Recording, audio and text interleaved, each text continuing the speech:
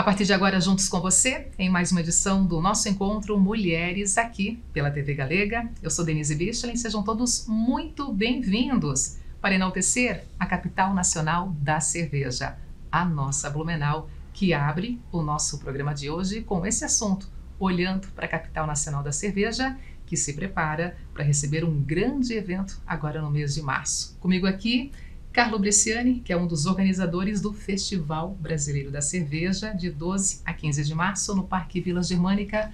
Carlo, seja muito bem-vindo.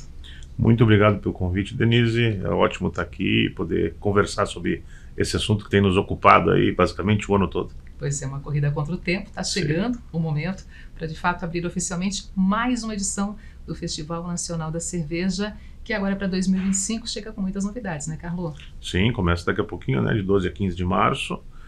Esse ano com uma mudança bastante forte no modelo, né? O modelo anterior já estava desgastado, já tinha sido usado durante muitos anos e, como tudo, tem que ser revigorado, né? Então a gente fez um modelo diferente. Hoje o festival é dividido em 2 pavilhões. O pessoal que é aqui da região está acostumado com esse linguajar, né? Os pavilhões da vila, os setores da vila. Um deles é um pavilhão de degustação livre, com mais de 200 cervejarias e quase 1000 rótulos, que para quem é apaixonado por cerveja é uma Disneylandia, né? E o outro segundo pavilhão é aquele mais tradicional, onde você vai ter cervejarias, você paga a entrada, compra a cerveja, ter cervejarias, alimentação, música, e aí a gente chama de Festa Brasileira da Cerveja, né? Então são dois momentos, tem o festival e a festa, Isso. Consolidando tudo isso dentro do Festival Nacional da Cerveja. Na verdade é um conjunto grande de eventos, né? Ele começa primeiro com o Concurso Brasileiro da Cerveja, que vai acontecer ali nos dias 9, 10 e 11 no setor 4. Depois no dia 12 começa o festival, começa a Feira de Tecnologia Cervejeira, a festa também, e o Circuito Cervejeiro, que é uma série de outros pequenos eventos descentralizados ligados à questão cervejeira que acontece durante esse período na cidade. Então é um conjunto de 6 eventos que acontecem aqui nessa semana intensa, onde todos os cervejeiros do Brasil se encontram em Blumenau. Inclusive, para essa semana intensa, também tem pauta política, também tem expressões políticas, até porque a intenção justamente é consolidar essa bandeira da cerveja artesanal, esse olhar para Blumenau e região, mas potencializando sim esse mercado crescente, mas tendo demandas importantes, principalmente de Brasília, também muita aceitação. Isso aí, a gente tem questões políticas municipais, a gente está conversando com o executivo, com o legislativo do município, né? Tem questões aqui que a gente está conversando dentro da Câmara de Vereadores. Existem questões políticas estaduais, a gente também está conversando com a Frente Parlamentar da Cerveja do Estado de Santa Catarina, para estar presente aqui no evento. E tem um lançamento da Frente Parlamentar Federal, que vai acontecer em Blumenau, que é a Frente Parlamentar em prol da cerveja, né? E é um momento muito importante, porque pouquíssimas frentes parlamentares federais são lançadas fora de Brasília. E a da cerveja vai ser lançada no festival em Blumenau, o que mostra a importância da capital brasileira da cerveja e desse grande encontro de cervejeiros de todo o Brasil. Isso já é mérito dessa nova organização do festival para esse ano, justamente ter toda essa pauta, essa demanda, essa cobrança já nos bastidores, antes do próprio evento acontecer, para de fato potencializar essa marca capital nacional da cerveja? Na verdade, isso é mérito do mercado cervejeiro que se uniu em prol do festival, né? A gente teve conversas com as associações, tanto as regionais quanto as nacionais, para trazer todo mundo aqui. Então a gente está com a Abracerva, que é a Associação Brasileira de Microcervejarias, que é ela que capitaneou esse movimento. A gente está conosco a Prolúpulo, que é a Associação de Plantadores de Lúpulo. Está conosco a Acerva, que é a Associação de Cervejeiros Caseiros. Então a gente tentou juntar todo o mercado cervejeiro de fato, inclusive as próprias entidades em Blumenau, e a partir daí foram aparecendo movimentos que vão acabar todos confluindo a Blumenau durante o festival. Hoje, quais seriam as principais pautas desse setor? Quando a gente foca, por exemplo, em Brasília, né, a consolidação da criação da Frente Parlamentar da Cerveja aqui em Blumenau sendo, né, oficializado durante o festival, hoje quais são as principais pautas de vocês? Bom, a pauta principal sempre passa pela questão de impostos, né? Não tem como escapar. A cerveja é uma bebida alcoólica e ela tem uma tributação mais alta, tanto no momento presente quanto dentro da própria reforma tributária. O que a gente está pedindo é tratamento diferenciado aos pequenos produtores, né? Porque os pequenos produtores já não têm escala, então a gente está pedindo alguma forma de compensação disso a nível federal com tributos diferenciados e que façam com que os pequenos produtores possam ter fôlego para crescer, se tornarem grandes produtores e pagarem os seus impostos de forma cheia, né? De forma completa, como os grandes grupos fazem. E as outras questões ligadas à regulamentação do próprio setor, né, de segurança alimentar, de boas práticas, todo esse cuidado que é necessário, porque a cerveja é um alimento, né, e ela faz parte da cultura do brasileiro e fortemente Santa Catarina e especialmente de Blumenau. Né?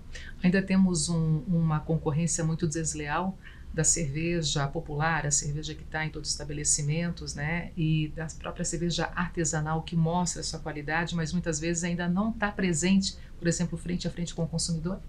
A diferença financeira é muito grande, né?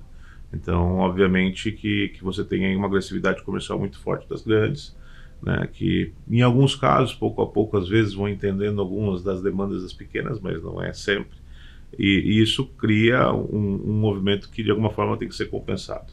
A forma de compensar primeiro é o associativismo, né? Então é importantíssimo que as cervejarias trabalhem em conjunto dentro das suas associações, tanto municipais, estaduais ou federais, né? Porque elas de forma individual são muito pequenas. E também alguns embates que são necessários com as grandes cervejarias, até para fazê-las entender a importância das pequenas sobreviverem dentro desse mercado e poderem crescer e se desenvolver, porque elas são no final são as causadoras do grande processo de inovação que acontece na cerveja, né? Se a gente tivesse só as grandes atuando, a gente não teria a variedade de cerveja que a gente tem hoje em dia no mercado. Quando estavam só elas ali no início dos anos 2000, a gente não tinha, o pessoal brigava por marcas, né? Um bebia uma marca, outro bebia a outra e achava que aquilo era diferente uma da outra. E aí a gente, com a cerveja artesanal, trouxe essa possibilidade de muitos sabores, de aromas, de texturas, cervejas completamente diferentes entre si, e isso foi muito enriquecedor para o consumidor. Então, esse entendimento das grandes também, que as pequenas não deixam de ser grandes laboratórios de testes e provas e inovação. Dentro desse bolo saboroso que se chama cerveja, né, dentro de um país chamado Brasil, e olhando também para os estados, para as regiões, pautando aqui o nosso Vale do Itajaí, qual é a força, qual é a expressão, a fatia da força do mercado, economicamente falando, do mercado cervejeiro, cerveja artesanal?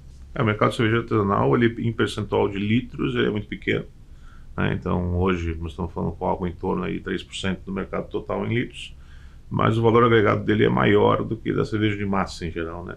Então a gente pode estimar algo como 6, 7% do mercado total brasileiro. O mercado total brasileiro hoje é um mercado aí de 140 bilhões de reais.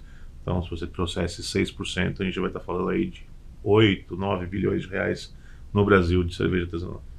E a capacitação, né, o buscar novos conhecimentos, passando também pela Escola Superior de Cerveja e Malte, que você também representa aqui na nossa cidade, que é uma referência para o nosso país, inclusive para países aqui da nossa, né, da América Latina, no que se refere justamente a essa formação. Temos alunos internacionais presentes também nessa formação na Escola Superior de Cerveja e Malte, que é a nossa, que é de Blumenau. Sim, ela nasceu em Blumenau, né, nasceu no ano de 2014, e hoje estamos com 11 anos aí. Ao longo desse período foram mais de 15 mil alunos de 23 nacionalidades que passaram pela escola. Ela é a única escola superior de cerveja da América Latina, né? A gente tem outras pequenas escolas de cerveja que trabalham com cursos livres, mas cursos realmente técnicos, pós-graduação, graduação é só conosco. É um mercado pequeno, mas é um mercado que tem o seu espaço, né? E a gente consegue, desde o início, trabalhou muito bem a questão latino-americana, né? Nos últimos anos desenvolvendo mais, inclusive com as tecnologias de ensino à distância, trazendo a possibilidade de bastante gente que estava fora, né, do mercado ou seria incapaz de estar em Blumenau por 1 ano ou 2 anos fazendo um curso, agora são capazes, né? Então hoje a gente tem uma turma, por exemplo, de mestre cervejeiro em espanhol, onde a gente tem alunos de 10 nacionalidades, né, coexistindo, tendo aulas em conjunto todos os dias à noite. Tem gente, inclusive, do México com um fuso horário bem complicado, porque lá é muito mais cedo do que aqui, né? Então tem um fuso horário de até 4 horas a menos. Às vezes a gente está dando aula aqui às 7 horas da noite, o pessoal da Argentina está no mesmo horário, o Paraguai, o Chile 1 hora a menos, eles chegam no México 4 horas a menos, então para eles são 3 horas da tarde, ele parou o trabalho para estar assistindo a aula, para voltar a trabalhar depois da aula, mas é muito enriquecedor esse processo. Aqui em Blumenau, onde é que está localizada a Escola Superior de Cerveja e Malte? Próximo à Vila Germânica, na Humberto de Campos, né? Ali pertinho da AMP também.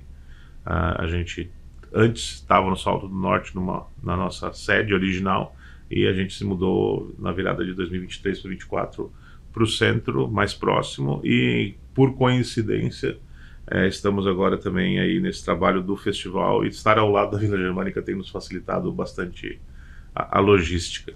O Carlos, e de antes, até então, nas outras edições, ali estando, participando como convidado também, né, fortalecendo o Festival Brasileiro Nacional da Cerveja, agora, entre os organizadores, é um outro olhar, é uma outra responsabilidade e é uma outra forma também de poder entender a força que tem um evento como esse para Blumenau e toda a nossa região. É a primeira vez que o festival é organizado de cervejeiros para cervejeiros, né? Então, quem está à frente do festival é a Associação Blumenau Capital Brasileira da Cerveja, que é uma associação de cervejarias de Blumenau, e aqui a escola faz parte também. Então, o olhar hoje total é para as cervejarias. A gente começou esse processo de mudança, mudando a própria filosofia do festival, né? Entendendo que os grandes protagonistas do festival são as cervejarias e a cerveja. Então, isso muda tudo, né? Muda bastante coisa. E é por isso até que a gente conseguiu fazer esse movimento e congregar o mercado todo em prol, né, do festival. Tanto que o maior festival que a gente teve na história foi 2018, onde tinham 116 cervejarias presentes, e a desse ano basicamente vai ser o dobro disso, né? E depois de 2018 ele veio caindo em número de cervejarias ano a ano. O ano passado, 2024, foram 65 cervejarias. E agora esse ano a gente vem nesse novo olhar, nesses novos moldes, com quase 230 cervejarias presentes. Então, muitos representantes da nossa região também ali consolidados? Também, mas para nossa alegria aí já tem cervejarias de 18 estados presentes, o que mostra que é novamente o festival brasileiro, né? Ele estava se tornando um evento um pouco mais regional, e agora a gente trouxe de novo essa alma, essa brasilidade de todos os cantos para cá. É um evento para fazer também bons negócios. Quem circular ali pelo festival vai também poder fazer bons negócios, vai poder se inspirar, por exemplo, nessas cervejarias, para quem sabe também tirar um sonho do papel, investir nessa área? Com certeza. Ele tem a parte técnica, também tem um seminário técnico, tem a feira de tecnologia, onde estão todos os fornecedores da cadeia cervejeira, vendedores de insumos, malte, lúpulo, levedura, equipamentos, sistemas de controle de qualidade, equipamentos laboratoriais, tecnologia em geral, prestadores de serviço, o pessoal dos copos também está presente, quem atende restaurantes, bares, etc., chopeiras, né? Então você consegue conversar com todo esse pessoal, e além disso tem as 200 e muitas cervejarias que estarão aí conosco, e vai dar para conversar com todo mundo. E o cervejeiro, ele é em geral uma pessoa muito acessível, né? Eles gostam muito de conversar, de explicar o que funcionou, o que não funcionou, o que eles tentaram, o que eles inovaram. É uma conversa muito aberta, porque normalmente os cervejeiros entre si não se veem como competidores, né? Eles colaboram entre si nessas conversas. Então cria uma fraternidade, uma amizade muito grande, mas também a partir daí você aprende muito com os erros e os acertos dos demais, né? E o concurso também, escolhendo as melhores cervejas, a importância de um concurso como esse, depois tendo ali no rótulo daquela cerveja a marca, a confiança de um festival como esse aqui em Blumenau. O concurso está sendo conduzido esse ano novamente pela escola, né? Quem está à frente é o nosso coordenador do curso de mestre cervejeiro, o professor Marcos Odebrecht. Estamos trazendo aí muitos jurados internacionais de todos os cantos, e mais jurados nacionais de extrema qualidade, né? E esse pessoal todo vai analisar essas cervejas, descrevê-las, escolher as melhores por categoria, e também dar um feedback para as cervejarias daquilo que elas produziram, né? Que é um dos pontos auge do concurso. Ganhar a medalha, óbvio que é importante, todo mundo quer, e ganhar o troféu de melhor cervejaria do país, melhor ainda, né? Mas receber um feedback qualificado do teu produto e de pontos de melhoria também é algo muito importante para todas essas cervejas que estão aí conosco no concurso. São mais de 400 cervejarias presentes no concurso. Uma pergunta que parece ser boba, mas para muitas pessoas merece uma explicação de quem sabe, de quem entende. A diferença, por exemplo, quando a gente fala aqui de uma cerveja artesanal e do próprio chopp, a diferença dessas duas bebidas, esses dois, né, produtos que são também muito apreciados aqui na nossa cidade e região, a cerveja e o chopp. A diferença de cerveja e chopp, conceitualmente, é só o processo de pasteurização. Então, o processo de pasteurização é um processo onde você vai elevar a temperatura daquele líquido, porque a gente faz isso com leite também, não é só com cerveja, e depois você vai resfriar ele rapidamente. Nisso morrem todos os micro-organismos e você não vai ter nenhum tipo de contaminação futura. Então faz com que a vida daquela cerveja em prateleira, que a gente fala, dentro do mercado ou em casa, seja muito maior. Por outro lado, quando você faz esse processo, você também perde um pouco das características de aroma e sabor da cerveja. Então, as cervejas que são cervejas vivas, que a gente fala que não são não pasteurizadas, que se chama tradicionalmente de chopp, né? Elas são normalmente mais intensas, né? Em sabor, em aroma. Por quê? Porque você não passou por um processo que vai, de alguma forma, retirar a questão microbiológica, o risco de contaminação, mas, por outro lado, também ela retira algumas das qualidades. Não é que seja nada grave, não é que as diferenças sejam incrivelmente grandes, mas para a gente que conhece, a gente experimentar a mesma cerveja, né, no formato de chopp, ou cerveja fresca, viva, e a cerveja pasteurizada, a gente percebe as diferenças. E o teor alcoólico muda também Não. da cerveja para chopp? Não, isso continua a mesma coisa. A questão é que depende como a cervejaria trabalha, ela vai fazer uma coisa ou outra, né? E assim, o pessoal confunde muito, chopp é o que está no barril. Não, você pode ter uma cerveja pasteurizada no barril. E você pode ter um chopp numa garrafa. Então a gente evita usar essas nomenclaturas porque elas realmente, no final, elas confundem mais do que ajudam, né? Acho que se você tem uma cerveja, você gosta de cerveja, da cerveja feita, prove, analise e veja se você gostou dela ou não, e ponto. Não vamos ficar complicando muito a existência. Tem uma da temperatura bebida ideal para essa bebida, no caso aqui para cerveja artesanal? Depende da cerveja, ela varia, né? Quanto mais leve for a cerveja, menos intensa, mais gelada. Mais gelada a gente fala aí em torno de 4 graus, não menos do que isso, né? E quanto mais alcoólica, mais intensa, você pode trabalhar com temperaturas maiores. Então, por exemplo, um barley wine, que é uma cerveja, né, que é chamada de vinho de cevada, uma cerveja que vai ter 8,5% de teor alcoólico, mais torrada, você pode beber ela tranquilamente a 8, 9, 10 graus, que ela vai ficar muito bem. Se tiver muito, muito gelada, você quase não percebe os aromas e as suas papilas meio que congelam no momento que você degusta. Então você também não percebe muito bem o sabor. Então, idealmente, a gente não deveria tomar cerveja tão gelada como às vezes é o nosso hábito em função do nosso clima, né? Trincando, não deveria ser assim. Não deveria. Obviamente que quando você está na praia ou na piscina ou num dia de calor e você quer se refrescar, ela também tem essa função.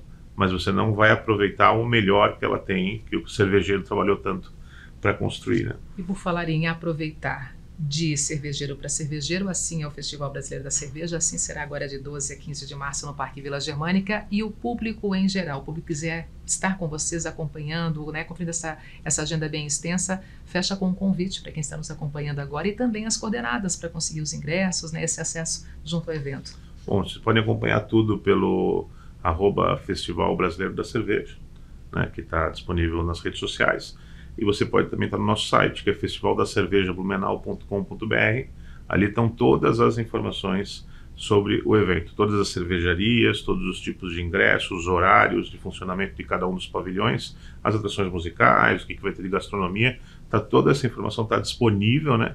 E a gente fala para o pessoal, assim, esses dois modelos são bem interessantes. Por quê? Porque se a pessoa gosta muito de cerveja, quer muito experimentar, tem que ir para o festival. Você vai ter ali quase 1000 cervejas diferentes. E normalmente os pais das cervejas ali, os mestres cervejeiros à tua frente, para inclusive você poder perguntar coisas. Então é um momento incrível. Se você não é assim tão fã assim de cerveja, você fala, não, eu não quero experimentar 1000 cervejas, estou feliz em encontrar uma ou duas que eu goste, eu vou mais pela diversão.